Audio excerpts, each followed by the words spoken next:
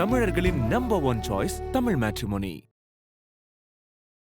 இயற்கையான டேட்ஸ், பாதாம், பிஸ்தா, கேஷு அண்ட் ஹனி கொண்டு தயாரிக்கப்பட்ட லயன் டேட் நட் பைட்ஸ். திருக்கைலாய மானசரோவர் யாத்ரா 2026 அடியார்கள் அனைவரையும் சிவம் யாத்ரா சார்பாக அன்புடன் அழைக்கிறோம். பார் வந்து ஒரு 10,000 பேர் இருந்தாலும் அவங்களை வந்து ஹோல்ட் பண்ணக்கூடிய ஒரு விஜே நான் வெளியே பார்த்திருக்கேன். பட் ஆனா அது உள்ள வந்து இப்படி விளையாண்டுருக்க வேணாங்கிறது மட்டும் தான் எனக்கு பாரு மேல ஒரு விஷயமா இருந்தது. பட் ஒரு சில இடத்துல திவ்யா வந்து வின்னர் அனௌன்ஸ் பண்ணும்போது நீங்க எடுத்த உடனே யோசிக்காம செலிப்ரேட் பண்ணி விசில் அடிச்சீங்க.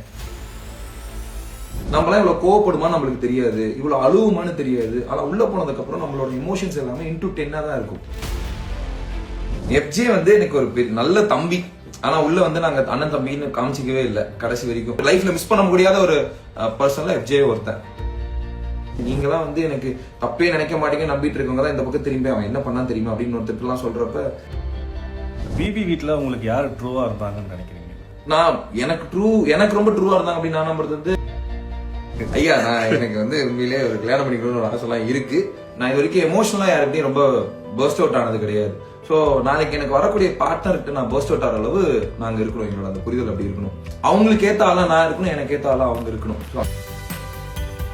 இதோட சரி அப்படின்னு சொல்றப்ப அந்த லைட் ஆஃப் ஆன மூமெண்ட் இருக்குல்ல, அவ்வளவுதான் நம்மளை கைட் பண்ணி கூட்டு போன ஒரு இது இல்ல அப்படிங்கிற மாதிரி அது ரொம்ப கஷ்டமா இருந்தது.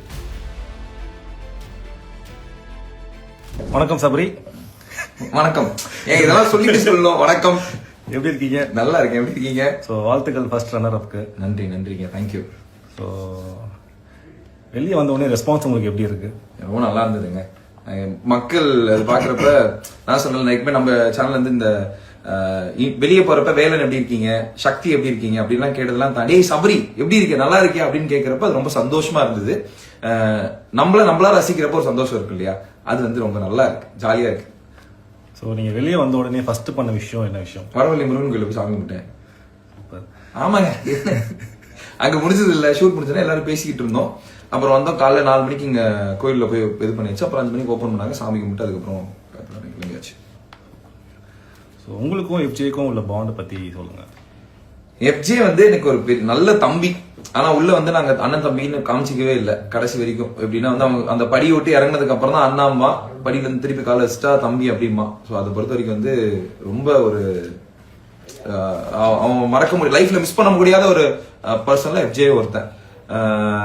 அது லைஃப்ல கண்டிப்பா தொடரணும்னு நான் நினைக்கிறேன். சாப்பிட்டீங்களா சபரி அண்ணா அப்படின்னு ஒருத்தர். ஏய் தேங்க்யூங்க, இன்னும் சாப்பிடல, இனிமே சாப்பிட்டேன், கொஞ்சோண்டு சாப்பிட்டேன். அம்மா கேசரி கொஞ்சம், பொங்கல் கொஞ்சம் சாப்பிட்டேன். நீங்களா சாப்பிட்டீங்களா? சபரிக்கு எந்த மாதிரி வைஃப் வரணும்னு எக்ஸ்பெக்டேஷன்ஸ் இருக்கு? புரியல. சபரிக்கு எந்த மாதிரி மனைவி வரணும்னு ஒரு ஆசை இருக்கு? ஐயா, நான் எனக்கு வந்து உண்மையிலேயே ஒரு கல்யாணம் பண்ணிக்கணும்னு ஒரு ஆசை எல்லாம் இருக்கு. கண்டிப்பா எனக்கு எக்ஸ்பெக்டேஷன்லாம் கிடையாது. அவங்களா இருந்தா போதும், அவ்வளவுதான். சோ நான் ஏற்கனவே சொன்ன மாதிரி நான் இது வரைக்கும் எமோஷனலா யாருக்கிட்டையும் ரொம்ப பர்ஸ்ட் அவுட் ஆனது கிடையாது. சோ நாளைக்கு எனக்கு வரக்கூடிய பார்ட்னர்கிட்ட நான் பர்ஸ்ட் அவுட் ஆகிற அளவு நாங்க இருக்கணும். எங்களோட அந்த புரிதல் அப்படி இருக்கணும். மற்றபடி அவங்க அந்த அழகா இருக்கணும், இப்படி இருக்கணும், அப்படி இருக்கணும் அப்படிங்கலாம் தாண்ட அவங்களுக்கு ஏத்த ஆளா நான் இருக்கணும், எனக்கு ஏத்த ஆளா அவங்க இருக்கணும். சோ அந்த மாதிரி அப்படிதான். பிபி வீட்டுல உங்களுக்கு யார் ட்ரூவா இருந்தாங்கன்னு நினைக்கிறீங்க? எனக்கு ரொம்ப ட்ரூவா இருந்தாங்க அப்படின்னு நான் நம்புறது வந்து எஃப்ஜே, கனி, விக்ரம், எல்லாருமே ஓரளவு ட்ரூவா தான் இருந்தாங்க. ரம்யா எல்லாருமே ட்ரூவா தான் இருந்தாங்க. நீங்க வெளியே வந்த பிறகு யார் மேலாச்சும் எந்த கண்டஸ்டன்ஸ் மேலாச்சும் பெர்ஸ்பெக்டிவ் தான் மாறுச்சா? வெளியே வந்ததுக்கு அப்புறம் மாறுச்சுன்னா இன்னும் யார்கிட்டையும் பெருசா புரியல. ஒரு கொஸ்டின் சொல்லுங்க. நீங்க வெளியில வந்ததுக்கு அப்புறம் பெர்ஸ்பெக்டிவ் மாறி இருக்கா யார் மேலேயாவது? அப்படிலாம் நான் மாறலைங்க. 100 நாள்ல நான் இருக்காது வெளியே போய் காமிக்க போறேன் அப்படிலாம் ஒன்னும் பெர்ஸ்பெக்டிவ் மாறுற மாதிரி எனக்கு தோணல. மேபி 2-3 நாள் தான் ஆச்சு, அதனால எதுவும் அப்படிதான் இருக்கு. உங்க நெக்ஸ்ட் ப்ராஜெக்ட் என்ன சபரி அண்ணா?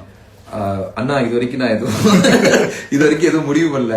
ஒரு 3 நாளா அது அப்பா அம்மா, ஃப்ரெண்ட்ஸ், குழந்தைங்க அப்படின்னு எல்லாம் வெளியே போய் அவங்க எல்லாம் பாத்துக்கிட்டு அவங்க கூட ஜாலியா இருக்கேன். இன்னும் எதுவுமே அதை பத்தி யோசிக்கல. உங்களுக்கு எல்லாம் சொல்லாமையா? கண்டிப்பா உங்ககிட்ட சொல்லலாம். சபரி எப்படி கோவத்தை கண்ட்ரோல் பண்றாரு? நான் கிரியா நிறைய பண்ணுவேன். ஸோ அது முன்னாடில இருந்தே அப்படிதான். ஸோ இந்த கிரியா வந்து எனக்கு ரொம்ப யூஸ்ஃபுல்லா, சுதர்ஷன கிரியா வந்து எனக்கு ரொம்ப ரொம்ப யூஸ்ஃபுல்லா இருந்தது. மெடிடேஷன் அது ரொம்ப யூஸ்ஃபுல்லா இருந்தது. கோவத்தை கண்ட்ரோல் பண்றது தப்பு இல்லைல்ல. உங்களை பார்த்தா என்னோட சொந்தக்கார பையன் மாதிரி ஃபீல் ஆகுது. எனக்கு சொந்தக்கார பையனா தான் இருப்பான். யாருன்னு பாருங்க, பேர் பாருங்க. சத்யா செல்லா. சத்யா செல்லா தெரியல, எனக்கு தனித்தனியான சொந்தக்காரங்க இருக்காங்க, 2 பேரும் தான் இருக்குன்னு நினைக்கிறேன். ஸோ உங்களுக்கு பிடிச்ச டாஸ்க்னா எந்த டாஸ்க் சொல்றீங்க? இப்போ தலைவா எனக்கு உண்மையிலே எல்லா டாஸ்க்குமே ரொம்ப பிடிக்கும். அது பிடிச்சி ஜாலியா விளையாடுவோம். அந்த மாதிரி தான் ஒரு டாஸ்கா இருக்கும். எனக்கு ரொம்ப பிடிச்சதுன்னா லாஸ்ட் அந்த புலம்புற டாஸ்க் ஒன்று கொடுத்தாங்க. ஸோ நான் யார்கிட்டயுமே அந்த பிபிஓஸ்ல புலம்பாத ஒரு விஷயத்த வானத்தை நோக்கி புலம்பிட்டே இருந்தேன்.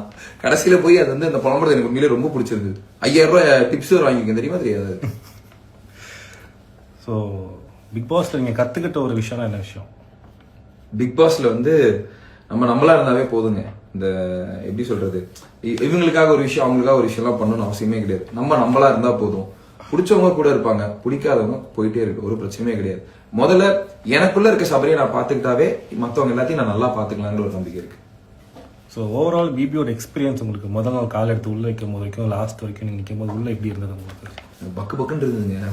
ஆனா ஒரு சில சமயம் எதுக்கு இந்த நிறைய சொல்லுவாங்க, பிக் பாஸ் அடிக்கடி சொல்லுவாரு, உங்களை கூப்பிட்டா நீங்க ரெஸ்ட் ரூம் போயிருங்க அப்படின்னு சொல்லிட்டு எதுக்கு பயம் வருதுன்னே தெரியாது.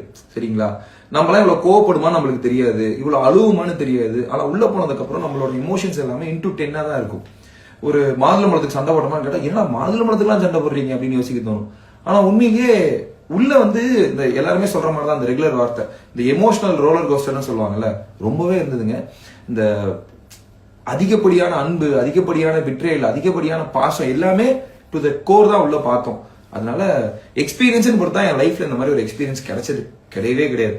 இந்த லாஸ்டா பிக் பாஸ் இதுக்கு மேல நான் பேச மாட்டேன் அப்படின்னு சொல்லிட்டு இதோட சரி அப்படின்னு சொல்றப்ப அந்த லைட் ஆஃப் ஆன மொமெண்ட் இருக்குல்ல, அவ்வளவுதான். நம்மள கைட் பண்ணி கூட்டு போன ஒரு இது இல்ல அப்படிங்கிற மாதிரி அது ஒரு மாதிரி ரொம்ப கஷ்டமா இருந்தது. உள்ள போறப்ப ஒரு மாதிரி நிறைய விஷயம் இருக்கும். இப்ப நம்ம பேசிட்டு இருக்கீங்க, இப்ப இந்த இடத்துல பேசிட்டு இருக்கீங்க, நீங்களாம் வந்து எனக்கு தப்பே நினைக்க மாட்டீங்க நம்பிட்டு இருக்கவங்க தான் இந்த பக்கம் திரும்பி அவன் என்ன பண்ணா தெரியுமா அப்படின்னு ஒருத்தர் எல்லாம் சொல்றப்ப சரி ஓகே இதுதான் அந்த அப்படிங்கிற மாதிரி ஆகி போச்சு. நல்லா இருந்தது. நிறைய பேர் வந்து ஒரு விசில் அடிங்க சபரி, ஏன்னா திவ்யா வந்து வின்னர் அனௌன்ஸ் பண்ணும்போது நீங்க எடுத்த உடனே யோசிக்காம செலிப்ரேட் பண்ணி விசில் அடிச்சீங்க. அந்த மாதிரி விசில் அடிங்கன்னு கேட்கறாங்க. சவுண்ட் அதிகமா இருக்கு, பரவாயில்லையா? பரவாயில்ல அடிங்க. அதுதான் சொன்னேன் காது வலிக்கும் அப்படின்னு சொல்லிட்டு. ஸோ பாருவை பத்தி சொல்லுங்க. பாரு வந்து நல்ல பிளேயருங்க. ஆக்சுவலி அவங்க சூப்பரான கேமர். ஆனா இப்படி விளையாண்டுருக்க வேணாங்கிறது மட்டும்தான் எனக்கு பாரு மேல ஒரு விஷயமா இருந்தது. பாரு வந்து ஒரு 10,000 பேர் இருந்தாலும் அவங்க வந்து ஹோல்ட் பண்ணக்கூடிய ஒரு விஜே நான் வெளியே பார்த்திருக்கேன். பட் ஆனா அது உள்ள வந்து அவங்க அந்த ஹோல்டிங் பவர் நிறைய விஷயத்துல நிறைய கேம் நல்லா விளையாண்டுருக்காங்க. பட் ஒரு சில இடத்துல இப்படி விளையாண்டுருக்க வேணாம் அப்படிங்கிறது என்னோட கருத்து. பிக் பாஸ் வீட்ல மறக்க முடியாத ஒரு மெமரிஸ் என்ன, மறக்க வேண்டிய ஒரு மெமரி என்ன? பிக் பாஸ் வீடே மறக்க முடியாத ஒரு மெமரி தான். அதுல முக்கியமா என்னன்னா சேதுனாவும் இந்த வாடா போடா சொல்லி கூப்பிடுறது வந்து அவ்வளவு சீக்கிரம் நடந்தது இல்லை இந்த சீசன்ல. அது எனக்கு ரொம்ப பெருமையா இருந்தது, ரொம்ப சந்தோஷமா இருந்தது. சேதுனா வந்து ஈக்குவல் நம்மடா உள்ள அந்த சகோதரான்னு கூப்பிட்டது, இதெல்லாம் வந்து நான் லைஃப்ல மறக்க கூடாதுன்னு நினைக்கிற விஷயங்கள் நிறைய. அந்த பாசெல்லாம் இருக்குல்ல, அதே மாதிரி பிக் பாஸ் வந்து பிக் பாஸ் தம்பின்னு சொன்னது, அவர் வந்து அது வெளியே வரப்ப அவ்வளவுதான் உள்ள போ அப்படின்னு சொன்னப்பெல்லாம் வந்து அந்த கிளவுட் நைன் சொல்லுவாங்க, அப்படி ஒரு மாதிரி ஜாலியா இருந்துட்டு இருந்தேன். ஏன்னா எனக்கும் அந்த மனுஷனை தவிர வேற யாருக்கும் நான் பேச முடியாது, இவங்ககிட்ட பேசலாமா பேச முடியாதான்னு தெரியாது. அந்த வாய்ஸ்க்கு மட்டும்தான் அந்த மொமெண்ட் வந்து என் லைஃப்ல மறக்கவே முடியாது. மறக்கணும்னு நான் நினைக்கிற விஷயம் என்னன்னா, அதனால நிறைய விஷயங்கள் சபரி இப்படி பண்ணிருக்க வேணாம் அப்படின்னு யோசிச்ச விஷயங்கள் என்னன்னா, அதை வேணா நான் சொல்றேன். ஏன்னா வந்து இந்த தலை டாஸ்க்ல நீ இன்னும் அக்ரெசிவா அவ்வளவு தூரம் விளையாண்டுருக்க வேணாம் அப்படிங்கறதா. சங்கீதா கிரண் என்றவங்க வந்து அம்மாவை கேட்டதா சொல்லுங்க. கண்டிப்பா வந்தவங்க எல்லாரும் அம்மாவை ரொம்ப கேட்டதா சொன்னாங்க. அம்மாவை கண்டிப்பா கேட்டதா சொல்றேன். ஸோ நீங்க வெளியே வந்த உடனே யார் கூட ஃப்ரெண்ட்ஷிப் கண்டினியூ பண்ணணும்னு நினைக்கிறீங்க, யாரோட சவகாசமே வேண்டாம்னு நினைக்கிறீங்க? சவகாசம் வேண்டாம்னு நினைக்கிறதுல உள்ள யாரும் அவ்வளவு கெட்டவங்க எல்லாம் கிடையாதுங்க. நான் இப்பயும் சொல்றேன், அவ்வளவு மோசமான ஆட்கள் எல்லாம் உள்ள அப்படி மோசமானது நல்லது நீங்க நினைக்கிற மாதிரி நீங்க ஒரு அளவுகோல் வச்சிருக்கீங்கல்ல, அப்படி மனுஷங்களை பாக்குறவங்க யாரும் மோசமானவங்க எல்லாம் கிடையாது. என்னை பொறுத்த வரைக்கும் எல்லாருமே உள்ள ஒழுங்கா தான் இருக்கும். இந்த நல்லவங்க கெட்டவங்க மோசமானவங்க அப்படின்னு நான் பிரிக்கலாம் விரும்பல. எல்லாருமே ஒரு அந்த பாயிண்ட்ல நீங்க இருந்தா மட்டும்தான் தெரியும் நீங்க என்ன பண்ணிருப்பீங்க அப்படின்னு சொல்லிட்டு. அதனால எல்லாருமே நல்லா தான் இருக்கும், ஜாலியா தான் இருக்கும், அது ஒன்றும் பிரச்சனை இல்லை. ஸோ அந்த ஸ்டேஜ் மூமெண்ட் ஃபினாலே ஸ்டேஜ் மூமெண்ட்ல விஜய் சேதுபதி சார் ரைட் சைடில் நீங்களும் லெஃப்ட் சைடில் திவ்யாவும் இருக்கும்போது அந்த மூமெண்ட் உங்களுக்கு எப்படி இருந்தது? நல்லா இருந்தது. ஒரு மாதிரி அவர் ஜாலியாக அப்படி கையெல்லாம் விளையாட ஆடிட்டு இருந்தாரு. எனக்கு இந்த சொன்னாங்களே அந்த பதபதப்பு அந்த மாதிரி இல்லை. அங்க இருந்த யாரு ஜெயிச்சாலுமே அது டிசர்விங் தான். ஏன்னா 105 நாள் உள்ள இருக்கிறது வந்து சாதாரண விஷயமே கிடையாது. அது இத்தனை நாள் மக்கள் சப்போர்ட்டோட இவ்வளவு தூரம் கூட்டு வந்திருக்காங்க. அதுல யாரு ஜெயிச்சாலுமே அது உண்மையான ஒரு வெற்றியா தான் இருக்கும். அந்த வெற்றியா தான் நான் பார்த்தேன். ரொம்ப நல்லா இருந்தது. அது மாதிரி எனக்கு என்னன்னா ரொம்ப சந்தோஷமா இருந்தது. வெளியே நம்ம வந்த மக்கள் நமக்கு கை தட்டுறாங்கல்ல, அந்த மொமெண்ட் அந்த ஸ்டேஜ் எல்லாம் இருக்கப்ப அத்தனை கண்களும் நம்மள பாக்குதுன்னு நினைக்கிறப்ப அது ரொம்ப ஜாலியா இருந்தது. அந்த மொமெண்ட் வந்து ரொம்ப சந்தோஷமா இருந்ததுங்க. ஸோ அந்த லாஸ்ட்டாக நீங்கள் 3 பேர் இருக்கும்போது யார் வின் பண்ணுவாங்க நீங்கள் நினைச்சீங்க? நாங்க அப்படி நினைக்கிறது நாங்க பேசிப்போம். இந்த பாயிண்ட் வச்சு நீ வின் பண்ணிடுவேன், இந்த பாயிண்ட் வச்சு யார் வின் பண்ணாலுமே சந்தோஷம் தான் நினைச்சிட்டு தவிர நீங்க நானும் சொல்லிக்கவே கிடையாது. இந்த பாயிண்ட்ல வந்து ஒரு பாயிண்ட்ல சொல்லுவான் விக்ரம் சொல்லுவான், இதை வச்சு இதெல்லாம் பார்த்தா நீ தான் வின் பண்ணுவ, கைத்தட்டத்தை வச்சு பார்த்தா நீ தான் வின் பண்ணுவ, அது இப்படி பேசிக்குமே தவிர நான் கான்பிடென்ட்டா நான் அப்படிங்கறத நாங்க யோசிக்கல. ஸோ மக்கள்கிட்ட இருந்து நிறைய லவ்ஸ் எங்கள் சைட்ல இருந்து வந்துகிட்டே இருக்கு. ஸோ மக்களுக்கு என்ன சொல்ல விரும்புறீங்க? ஏன்னா அந்த இடத்துல உட்காந்து நான் நிறைய கேள்வி கேட்டிருக்கேன். இது நம்ம சேனல்லயே இதே லைவ் பண்றப்ப இந்த இடத்துல உட்காந்து கேட்கறப்ப மக்கள்கிட்ட இருந்து அந்த அன்பு வந்து இது வரைக்கும் நான் இவ்வளவு அன்பு சம்பாரிச்சதே கிடையாதுங்க. அது ஒரு மாதிரி நல்லா இருந்தது. இப்பயும் சொல்றேன், நம்ம வெளியே போறப்ப நமக்கு ஒரு கைத்தட்டல் கிடைக்குங்கிறப்பே ஒரு ஆர்டிஸ்டா ரொம்ப சந்தோஷமா இருக்கும். அதை தாண்டி இந்த ஏற்கனவே சொன்ன மாதிரி சக்தியா லவ் பண்ணவங்க, வேலனா லவ் பண்ணவங்க, இப்ப சபரின்னு சொல்லி பேர் சொல்லி லவ் பண்றாங்கல்ல, இந்த லவ் வேற நான் என்ன பண்ணியிருந்தாலுமே எனக்கு கிடைச்சிருக்காமான்னு தெரியல. இவ்வளவு லவ் சம்பாதிக்கிறப்ப நமக்கு ஒரு பிரச்சனைன்னு வர்றப்ப நம்ம கூட 2 பேர் இருக்காங்கடா, அவனும் நீ இப்போ நான் பாத்துக்கிறேன் நாங்க இருக்கோம் அப்படின்னு சொல்றப்ப அந்த பிரச்சனை நீங்க ஈஸியா ஹேண்டில் பண்ணலாம். இப்ப 2 பேர் 2000 2 லட்சம் பேர் இத்தனை கோடி மக்கள் நம்ம கூட இருக்காங்க அப்படின்னு நினைக்கிறப்ப நீங்க என்ன வந்தாலுமே பண்ணலாம்டா, எதா இருந்தாலும் பாத்துக்கலாம் அப்படிங்கிற ஒரு தன்னம்பிக்கையும் நம்பிக்கையும் கொடுத்த இந்த மக்கள், அவ்வளவுதான் இது போதும். லைஃப்ல நான் என்னன்னா இது போதும் அப்படிங்கிற மாதிரி ஒரு சந்தோஷம் இருக்கு. நன்றிங்க. ஜாலியா தலையாட்டுறாரு, ஜாலி. Okay, bye. தமிழர்களின் நம்பர் 1 சாய்ஸ் தமிழ் மேட்ரிமோனி. இயற்கையான டேட்ஸ், பாதாம், பிஸ்தா, கேஷு அண்ட் ஹனி கொண்டு தயாரிக்கப்பட்ட லயன் டேட் நட் பைட்ஸ். திருக்கைலாய மானசரோவர் யாத்ரா 2026 அடியார்கள் அனைவரையும் சிவம் யாத்ரா சார்பாக அன்புடன் அழைக்கிறோம்.